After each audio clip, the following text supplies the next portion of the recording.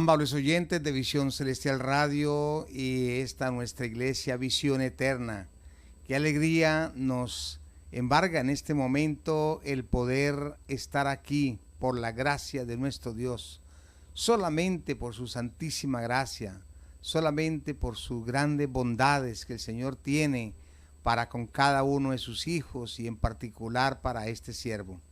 Mis amados, reciban nuestro abrazo fraternal desde este lugar para cualquier amigo, para cualquier hermano que se encuentre ya conectado en cualquier lugar del mundo.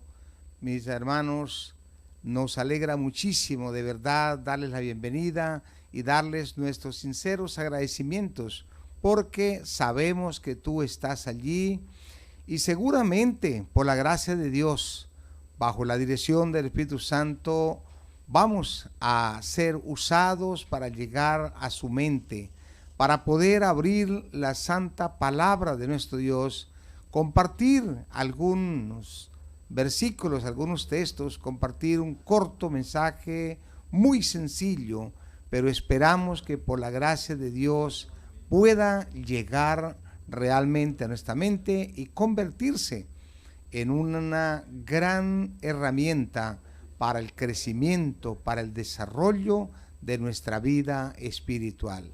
Hermanos, estoy convencido, hay personas que nos han venido siguiendo durante todo el programa, pero algunos que pues acaban de iniciar, entonces por eso, por respeto a ellos, compartimos este saludo de bienvenida.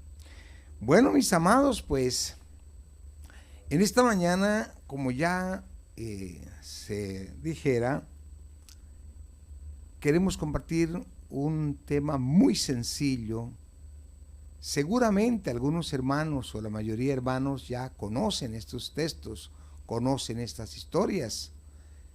Y eso nos va a facilitar poder entender un poco mejor.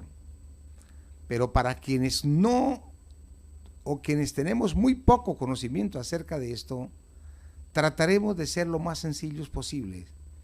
Y con la convicción de la dirección del Espíritu Santo, seguramente usted va a lograr también entender muy bien y eso será una gran bendición en nuestra vida espiritual. Vamos entonces a elevar una oración antes de iniciar y bueno, ya vendremos con la parte central. Misericordioso Dios y amado Padre, estamos aquí felices, contentos, porque a pesar de nuestra condición humana, pero tú nos utilizas y seguirá utilizando seguramente instrumentos y herramientas de lo más sencillo que puede haber en este mundo para que este santo evangelio pueda llegar a todos los rincones y a todas las personas en cualquier lugar del mundo donde se encuentren. Nos gozamos al oír tu palabra. Pedimos tu santísima bendición sobre este siervo y sobre cada uno de nuestros oyentes. En el amado y glorioso nombre de tu Hijo, nuestro Señor Jesucristo, lo agradecemos todo. Amén y amén. Mis amados, he sido una persona tal vez que me llama la curiosidad analizar la existencia de dos grupos de personas en el mundo. Y esto es aplicable casi en todo. Cuando nosotros vamos a la Santa Biblia, encontramos que hay un grupo de personas, y hablo de hijos de Dios, que tratamos de obedecer a la palabra del Señor. Tratamos de ser obedientes a esos santos mandamientos. Tratamos de compartirlos. Tratamos de enseñarlos. Y tratamos de practicarlos. Pero a su vez, en el mismo escenario hay otro grupo de personas que no quieren saber nada de Dios, que no quieren obedecer, que no quieren conocer, pero más todavía, personas conocedoras que sencillamente se oponen a la obra de Dios. Más o menos en la misma magnitud hay otros dos grupos de personas ya aquí en términos muy humanos, y son aquellas que son o somos positivos en la vida, que tratamos de ver lo bueno, todo lo bueno que Dios nos ha dejado aún estando en este mundo de pecado. Hay cosas muy bellas, hay cosas muy buenas, hay cosas en que ocuparnos, pero más que eso, hay cosas que nosotros debemos valorar. Pero hay otras, hay otro grupo, en el mismo escenario, hay otro grupo de personas incrédulas. Y tal vez no tanto incrédulas, sino más bien es negativas. Personas que lo único que ven en la vida son nubarrones. Lo único que ven son fracasos. Lo único que ven son cosas inalcanzables. Y llegamos a la conclusión en que somos personas inservibles. Para todo, para el mundo, para la iglesia y aún para mí mismo. Hermanos, ese grupo de personas negativas llegan a una conclusión en que son inservibles, que no valemos nada y que por lo tanto no tiene sentido vivir. Yo quiero en esta mañana, hermano, una forma a la luz de la Sagrada Biblia, mostrar cómo Dios puede tomar aún esas personas que creen que no tienen talentos, que no tienen tal vez la misma capacidad de otra persona, y vivimos a veces envidiando a otras personas. Hermanos, Dios puede tomar eso que es casi que sin valor humano y convertirlo en instrumentos valiosísimos en las manos de nuestro Dios. Alguien colocaba el ejemplo de un lapicero. Un lapicero lo puede tomar cualquiera. Y realmente el lapicero no hace nada a menos que lo tenga una persona que sea lo suficientemente hábil para hacer lo que quiera hacer con ese lapicero. Nosotros los seres humanos nos parecemos mucho a eso. Si estamos solos, si está el lapicero solo sobre una mesa, no va a servir de nada. Pero si está en las manos de un experto, de un maestro en pintura o en escritura, pues seguramente ese pequeño instrumento va a ser supremamente útil. Hermano, yo quiero llevarlos al libro de San Marcos, el Evangelio de San Marcos, el capítulo 1 y el verso 16 en adelante. Y vamos a analizar la historia de algunos personajes que humanamente hablando no valían nada. Dice el versículo 16 de Marcos 1, andando junto al mar de Galilea, vio a Simón y Andrés, su hermano, que echaban la red en el mar porque eran pescadores. Y le dijo Jesús, venid en pos de mí y os haré pescadores de hombres. Hermanos, los pescadores en ese tiempo, en los tiempos del Señor Jesús, eran personas, no sé cómo decirlo, pero tal vez como de lo más bajo de la sociedad que podía haber en ese tiempo. Nadie daba un peso por una persona de esas. Yo creo que cuando a una muchacha de su tiempo se les presentaba un hombre de estos pescadores, ni ella, ni los hermanos, ni los papás, ni la familia, ni la sociedad lo aceptaban. El Señor Jesús había sido bautizado, había ido al desierto y pasado 40 días y 40 noches ayunando. Fue donde el diablo le tentó según está registrado en San Mateo, el capítulo 4. Pero ahora regresó de ese lugar y dice la Escritura que pasó toda la noche orando, porque él necesitaba elegir a unas personas para que instruirlas y para que ellos se comprometieran o se entendieran de terminar la obra en esta tierra.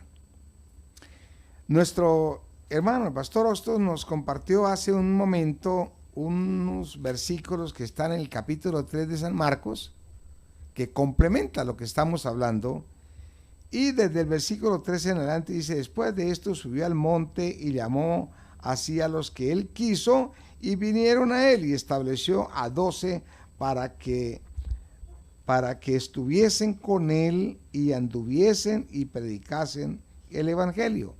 Y ahí está la lista. Hermanos, antes de esto no se menciona ningún nombre de ellos en ninguna parte de la Biblia. Hasta ese momento eran personas totalmente desconocidas. Nadie, y perdónenme mis palabras aquí, nadie daba un peso por ninguno de esos personajes por su condición dentro de la sociedad. Pero el Señor Jesús necesitaba iniciar su ministerio. Él tenía que establecer una iglesia en esta tierra que se encargara de predicar este evangelio. Y ahora los llama y les dice: vengan en pos de mí y yo los voy a convertir en pescadores de hombres. Esa frase, pescadores de hombres, era totalmente desconocida para el mundo y en particular pues para ellos, aunque eran pescadores, pero no conocían la frase pescadores de hombres. Mis amados, lo que queremos es analizar con la ayuda de Dios lo que Dios puede hacer con cualquier ser humano, con cualquier persona. Si usted hoy, hasta este momento, se considera que es una persona que no sirve para nada, que no vale nada, que no es capaz de nada, que no sabe hacer nada, pues yo te tengo una excelente noticia y ese es el mensaje de esta mañana. Para ello yo quiero invitarlos para que vayamos al libro de Primera de Reyes. En el libro de Primera de Reyes, hermanos, el capítulo 17, y leemos los versículos tal vez 8 en adelante. Vamos a ver lo que Dios puede hacer con algo tan pequeño, con algo tan insignificante. Yo quiero que no se pierda, hermano, no pierda la línea. Primera de Reyes 17:8 dice, está hablando de el profeta Elías. Todo el capítulo 16 habla de la sequía que hubo allí en esta tierra y cómo el Señor se le presenta a Elías y lo llama y le da una misión. Dice, vino luego a él palabra de Jehová diciendo, levántate, vete a Sarepta de Sidón y mora allí, y aquí yo he dado orden allí a una mujer viuda que te sustente. Entonces él se levantó y fue a Sarepta, y cuando llegó a la puerta de la ciudad, he aquí una mujer viuda que estaba allí recogiendo leña, y él la llamó y le dijo, te ruego que me traigas un vaso de agua para que yo beba. El versículo 11 agrega, yendo ella para traerle el vaso, volvió a llamar y le dijo, te ruego que me traigas también un bocado de pan en tu mano. Y aquí está la parte que me llama la atención, de aquí en adelante, versículo 12 de 1 Reyes 17. Y él le respondió, vive Jehová tu Dios, que no tengo pan cocido, solamente un puñado de harina tengo en la tinaja y un poco de aceite en la vasija, y ahora recogía 2 leños para entrar y preparar para mí y para mi hijo, para que los comamos y nos dejemos morir. Mira usted cuál era la condición anímicamente hablando de esta mujer. Hermanos, tengo un pequeño puñado de harina. Diríamos hoy un pocillito de harina. Y un poquitico de aceite. Es lo último que queda, ya no queda más. En la tienda no hay nada que comprar. Los graneros están vacíos. Las trocas donde se almacenaban los granos, allí en el campo, no había nada. Habían pasado un poco más de 3 años y no llovía sobre la tierra. Y todo se había acabado. Esta viuda lo único que tenía era un hijo que la acompañaba, un poquitico de harina, un poquitico de aceite. Y iba a preparar el último pan, la última tortica, para comérsela y dejarse morir. Ahora viene la solución a esta casa. Y como lo dijera el Señor Jesús en Lucas 19, ha llegado la salvación a esta casa. ¿Cuál fue la salvación en medio de ese momento difícil? Yo me imagino esta viuda esa noche anterior llorando, pensando que al último día se comían la última tortica y tenían que morir de hambre. Yo me imagino a esta viuda contemplando a su niño allí durmiendo, hermano, en la camita al lado de ella y pensando, Señor, ¿qué le voy a dar a este niño para que coma? Tenemos que morirnos de hambre. Cuando ella dice tenemos que morir de hambre, es porque ya había muerto mucha gente de hambre. No iban a ser los primeros. Pero hermano, Dios en su misericordia, en su bondad, Dios que conoce el problema, Dios que conoce la necesidad de cada persona en cualquier lugar del mundo donde usted esté. Dios conoce qué es lo que usted está necesitando hoy. Seguramente no tiene para almorzar.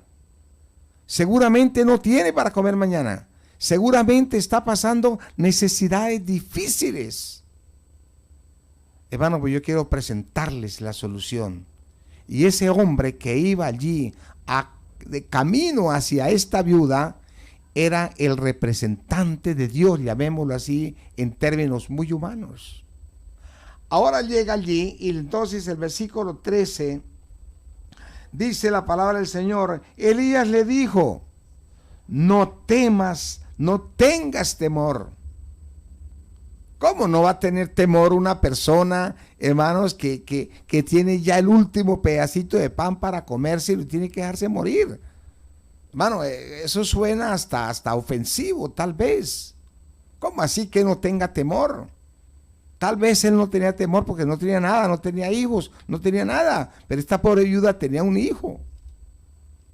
Pero ahora, mi querido hermano, yo quiero que tú te detengas un segundito en esto. Elías llega y le dice, mira mujer, no tenga temor. Ve, haz como has dicho, pero hazme a mí primero. De ello una pequeña torta cocida debajo de la ceniza y tráemela y después harás para ti y para tu hijo. Y esta mujer pensó, este hombre es atrevido, este hombre me está ofendiendo. ¿Cómo es que se atreve a decirme que le dé primero la tortica que voy a hacer para mí y para mi hijo, se la dé a él? Después harás para ti. ¿De dónde voy a sacar? Pero hermano, aquí está cuando nosotros tenemos un poquitico de fe y nos dejamos orientar por la palabra de Dios. El versículo 14 dice, porque Jehová Dios de Israel ha dicho así, la harina de la tinaja no escaseará, ni el aceite de la vasija disminuirá, hasta el día que Jehová haga llover sobre la tierra. Hermano, y esta mujer, para ir avanzando en la historia, esta mujer con un poquitico de fe, creyéndole a un extraño, pero que sabía que era un mensajero de Dios, fue y hizo conforme el Señor le había mandado. Hermano, yo resumo esta historia en el versículo 15. Dice, entonces ella fue y hizo como le dijo Elías, y comió él y ella y su casa muchos días, muchos, no sabemos cuántos. Y la harina de la tinaja no escaseó, ni el aceite de la vasija mengó, conforme a la palabra que Jehová había dicho. Querido hermano, querido amigo, ¿qué problema tiene usted hoy? ¿Qué necesidad tiene hoy? Yo tengo muchas, como todos los días. No sé cuál sea la suya. Pero lo único que yo puedo asegurarle es que no importa la necesidad, no importa el problema, no importa la enfermedad, no importa la situación por la que usted esté atravesando. Elías le dijo a esta mujer, no tengas temor, haga como ha dicho, obedece a la palabra del Señor, solamente obedece, sin explicaciones, sin preguntas, sin poner en tela de juicio lo que el Señor le estaba diciendo. Hermano, y nunca escaseó el poquitico de harina, nunca mengó el poquito de aceite, y comieron los tres durante muchos días, yo diría años. ¿Puede Dios hacer milagros con cosas pequeñas? ¿Será que Dios está dispuesto a suplir su necesidad en este momento? ¿Será que Dios puede arreglarle o encontrar la solución a su problema por el que está atravesando y que usted no ve solución por ningún lado? Hay un pensamiento bonito que dice, Dios encuentra 1000 maneras de solucionar un problema donde tú y yo no vemos ni siquiera uno. Para avanzar un poquito con esto, vamos al libro de Éxodo, el capítulo 4. Y para que entremos en el contexto rápidamente, hermanos, todo el capítulo 3 habla cuando el Señor se le presentó a Moisés allá en una montaña, en un campo. Moisés era un pastor de ovejas, un empleado, un obrero, se ganaba el jornal cuidando las ovejas de su suegro. Y un día cualquiera, Dios había oído la necesidad de un pueblo que estaba esclavo en Egipto. 430 años llevaban siendo esclavos. Y el Señor escuchó el clamor de ellos y entonces ingenió la forma de ir a sacarlos. Y el capítulo 4 y el versículo, vamos a leer desde el 1, dice, entonces Moisés respondió diciendo, he aquí que ellos no me creerán ni oirán mi voz, porque dirán, ¿no te ha parecido Jehová? Versículo 2, Jehová le dijo, ¿qué es lo que tienes en tu mano? Y él respondió, una vara. El Señor se le presentó a Moisés, todo el capítulo 3 habla de esto, y le dijo la visión, le explicó cuál era el plan que Dios tenía con él para que fuera a Faraón y sacara al pueblo hebreo que estaba allí esclavo. Moisés no pudo creer, no le alcanzó la fe. Y es que no es fácil. ¿Cómo es posible que Dios quisiera enviar a un hombre de campo sin ninguna instrucción, sin dinero, nadie lo conocía, no tenía un ejército preparado para ir a enfrentarse al primer imperio del mundo que había en ese momento, que era Egipto? A Faraón. Faraón era el rey más poderoso que había en la tierra en ese momento. Así que no era fácil.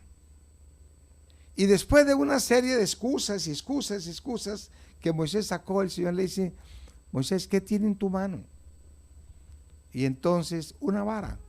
Esa era la vara que él utilizaba para guiar sus ovejas. Y entonces el Señor le dice, mira Moisés, utiliza lo que tienes en tu mano. Mi hermano, ¿qué quiere decir esto? Lo que quiere decir es que no importa qué tenga tú. Si tiene dinero, no tiene dinero. Si tiene trabajo, no tiene trabajo. Si tiene fama, no tiene fama. Hermano, utiliza lo poquito que seguramente hoy tiene a su disposición. No vivamos anhelando ni deseando. Bueno, no es que sea pecado desear, pero no vivamos pensando en cómo tener lo que los demás tienen. O comparando o ambicionando. Es que si yo tuviera lo que fulano tiene. No, hermano, si usted quiere triunfar en la vida, si usted quiere salir adelante, si usted quiere ser una persona victoriosa realmente en la vida, utiliza lo que tiene en su mano. Ese es el consejo que Dios quiere darnos para darnos la victoria, para que usted sea una persona de grande éxito en el mundo. Utilice ese pequeño don que Dios te ha dado. No ambicione dones que no tiene, utilice lo que tiene. Hermano, el versículo 17, hablando de esta vara, dice, y tomará en tu mano esa vara con la cual hará todas las señales ante Faraón. Una vara, un pedazo de palo seco. Hermano, ¿qué es un palo seco? Los que hemos vivido en el campo, sabemos que es un pedazo de palo seco. Pero el Señor le dice, Moisés, utiliza ese pedazo de palo seco para que se enfrente a Faraón. Mi querido amigo, mi querido hermano, el versículo 12, devolviéndome un poquito, dice, ahora pues ve, yo estaré contigo, yo estaré en tu boca. Ah, mi hermano, es que el problema o el asunto no es que tenga usted en tu mano. El misterio no está en lo que usted tiene en tu mano. El misterio no estaba en los pescadores. El misterio no estaba en la tinaja de harina. El misterio no está en el poquitico de aceite. El misterio está en quien tome eso. Aquí el asunto no era la vara. Versículo 12 dice, ahora pues ve y yo estaré contigo, yo estaré en tu boca y te enseñaré lo que debes hablar y lo que debes decir. Mi estimado amigo, ¿usted no cree que vale la pena que usted coloque en su vida, que coloque su vida en las manos de Dios para que el Señor te diga qué es lo que debe y cómo debe hacerlo? Yo conozco mucha gente, soy viejo ya. 80 y pico son 80 y pico. Hermanos, y he visto muchas personas pasar por cerca de mi entorno. Gente con muchísimas posibilidades en la vida, con dinero, con estudio, títulos, una gran cantidad de cosas que cualquiera envidiaría. Pero tristemente los he visto muy fracasados. Yo digo, ¿por qué esa persona fracasa? Bueno, pues vamos a ver cuál es la clave. El versículo 20 de Éxodo 4, dice la palabra del Señor. Entonces Moisés, ojo a esta parte, entonces Moisés tomó su mujer, sus hijos, y los puso sobre un asno, y volvió a la tierra de Egipto. Y tomó también Moisés la vara de Dios en su mano. Ay, hermano, aquí cambia ya todo. Ese pedacito de palo que Moisés tenía en la mano con la cual guiaba las ovejas, cuando el Señor le dijo, ¿qué tiene en tu mano? Le dijo, póngalo a mi servicio. Ahora no se le vuelve a llamar la vara de Moisés. La Biblia dice, y tomó en su mano la vara de Dios. ¿De quién era ahora la vara? ¿De Moisés o de Dios? La vara de Dios.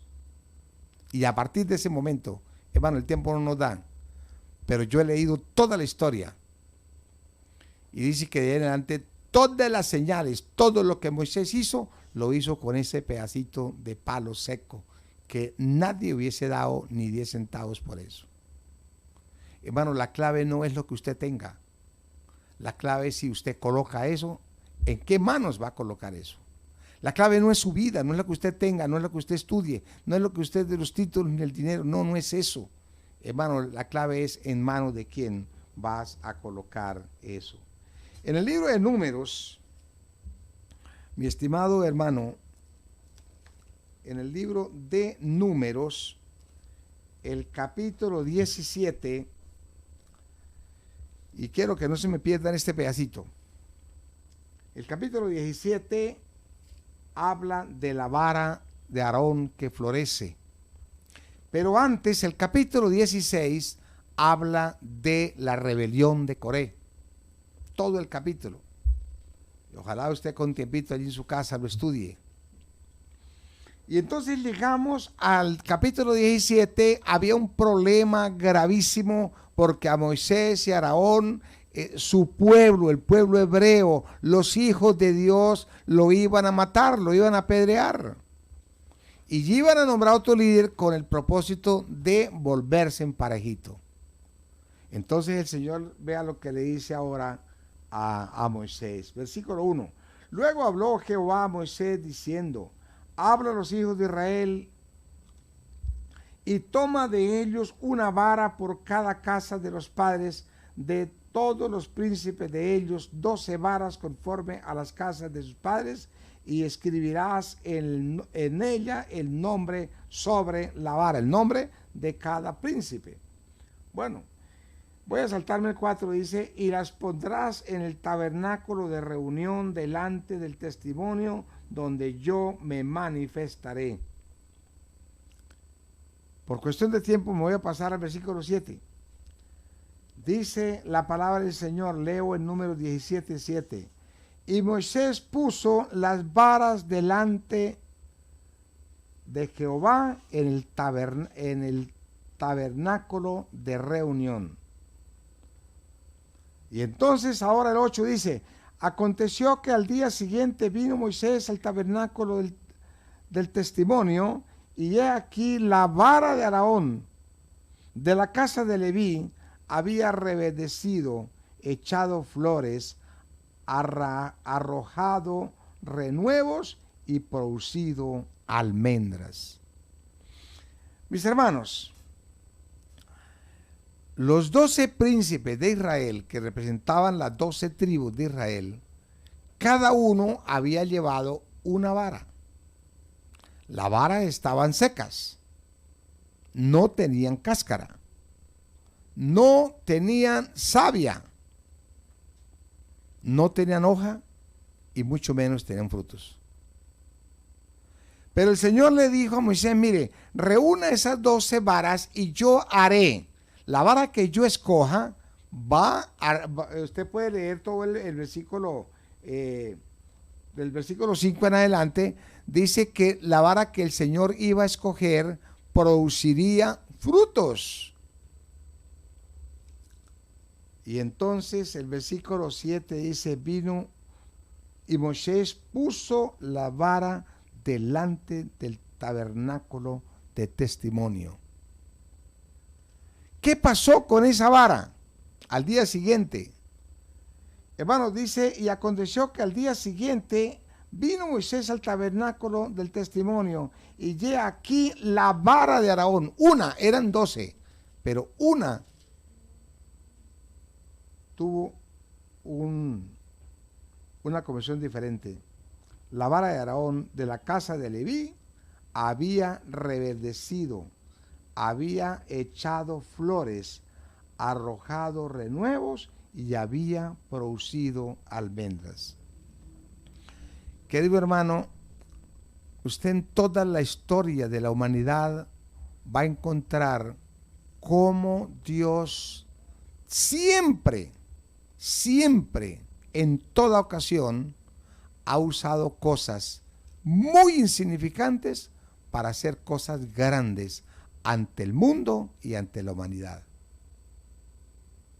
Nunca Dios ha usado de lo más grande. Quitémonos de nuestra mente esa idea de que es que Dios solamente utiliza las personas que tienen mucho dinero o que tienen muchos talentos o que tienen mucho estudio. No, Dios utiliza las cosas más sencillas que pueden haber. Hermano, ¿cómo se considera usted en este momento? Seguramente se considera una persona que no significa nada. Y puede que ante la humanidad no signifique nada. Pero ante Dios, usted es la niña de los ojos de Dios. ¿Cuál es la clave para que haya esa transformación? Dice la Biblia, y aconteció que Moisés colocó la vara delante de Jehová, en el tabernáculo de Jehová. Mi estimado amigo, la clave es si usted se coloca delante de Jehová, si usted se coloca en las manos de Jehová, si usted se coloca en el tabernáculo de Jehová. Hermano, no es lo que tenga en este momento. Mírese, ojalá mírese como la persona más insignificante del mundo. No importa, considérese así. Pero coloca tu vida en las manos de Dios. Entrégale tu vida a Dios. Hermano, y Dios puede hacer contigo cosas que no ha hecho con nadie en los siglos, en los milenios de este mundo. La Biblia, el Señor Jesucristo dijo, mira, si estos callaren, las piedras hablarán. Y va a llegar el momento cuando Dios va a hacer grandes señales y grandes prodigios y cosas maravillosas. Cuando el Señor les dijo, mire, no os maravilléis de esto porque han visto milagros, cosas mayores que estas ustedes harán. Pero ¿qué se necesita? Si ustedes obedecen la palabra de Dios, cosas mayores que estas ustedes podrán hacer. ¿Y saben cuáles son las cosas mayores? Hermanos, el Señor Jesús había levantado paralíticos, le había dado vida a los cojos, a los ciegos, había resucitado muertos, y ahora el Señor le dice a sus apóstoles, mire, ¿por qué se maravillan de eso? Si usted se coloca en las manos de Dios, cosas mayores que esas podrán hacer. Querido hermano, esta vara produjo, echó cáscara. No tenía cáscara, echó cáscara. Luego crió savia. La savia en una planta, en un árbol, es como la sangre en la vida de nosotros. Echó hojas. Las hojas es el significado de la vida. Ahora echó flores. Y al siguiente día tenían almendras. Hermano, Dios puede tomarle a ti, no importa lo insignificante que sea, grábese esto en su mente hoy de por Dios. Si tú te colocas en las manos de Dios, Dios puede tomarlo, puede hacer que esa vida que está muerta hasta hoy, sin frutos, sin resultado, que se considera una persona fracasada en la vida, que nada puede, que no es capaz, que es que no soy inteligente, que a mí no se me queda nada, que todo se me olvida, es que yo no puedo. Hermano, Dios puede tomarlo así, con esa cantidad de cosas negativas como estaba Moisés cuando lo llamó, y puede tomarlo y hacerlo así, darle una vuelta del 200% y transformarlo. Y a partir de aquí usted va a producir cáscara, va a producir savia, va a echar hojas, va a echar flores y va a producir frutos para la honra y la gloria de nuestro Dios. Querido hermano, no quiero terminar sin ir a la parte final, lo que pasó con los apóstoles, esos hombres por quienes el mundo no daba una moneda de centavo. En el libro de Hechos, el capítulo 5, los versículos 12 en adelante, dice la palabra del Señor de la siguiente manera. Marcos 1 habla de cuando el Señor Jesucristo empezó su ministerio, o iba a empezar inclusive. Ahora Hechos 5 está hablando mucho tiempo después que el Señor Jesucristo terminó su ministerio, que murió en la cruz, que resucitó y fue al cielo. Y entonces los apóstoles continuaron con ese ministerio. Y yo quiero resumir todo mi mensaje en esta mañana, llevándolos para que usted mire qué pasó con esos hombres. Dice el versículo 12 de Hechos 5. Y por la mano de los apóstoles se hacían muchas señales y prodigios en el pueblo, y estaban todos unánimes en el pórtico de Salomón. Por la mano de los apóstoles se hacían muchos milagros y muchas señales. No dice realmente qué milagros. Pero cuando el Señor Jesús les dijo, mire, no os maravilléis de esto porque ustedes van a hacer cosas mayores, y él acababa de resucitar muertos. Me paso al versículo 15. Dice, tanto que sacaban los enfermos a las calles y los ponían en camas y lechos para que al pasar Pedro a lo menos su sombra cayese sobre alguno de ellos. ¿Y qué pasaba con la sombra de Pedro? Versículo 16.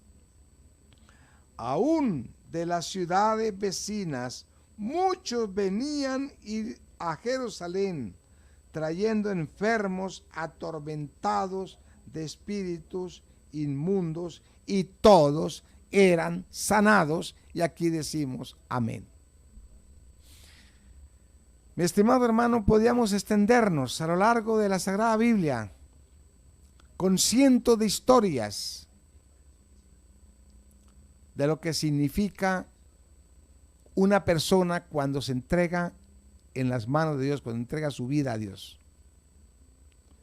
Pero yo quiero concluir con estos dos versículos. Dice, y por la mano de los apóstoles se hacían muchas señales, prodigios en todo el pueblo. Y luego dice, tanto que sacaban los enfermos a las calles y los ponían en camas y lechos para que al pasar Pedro o los otros apóstoles, por lo menos la sombra pasara por encima de ellos, y todos los enfermos, todos los que venían paralíticos, ciegos, cojos, pero más que eso, todos los que venían con problemas, hogares destruidos, hijos drogaditos, borrachos, hermanos, deudas inalcanzables de pagar, enfermedades incurables, pero por la mano de los apóstoles. Y si por lo menos la sombra pasaba por encima de una persona que estuviese cualquier problema de estos, era sanada inmediatamente, no importaba qué clase de problemas tuviese. Mi estimado hermano, querido amigo, yo no sé qué problema tenga usted hoy. Yo no sé cómo se considere usted hoy ante Dios.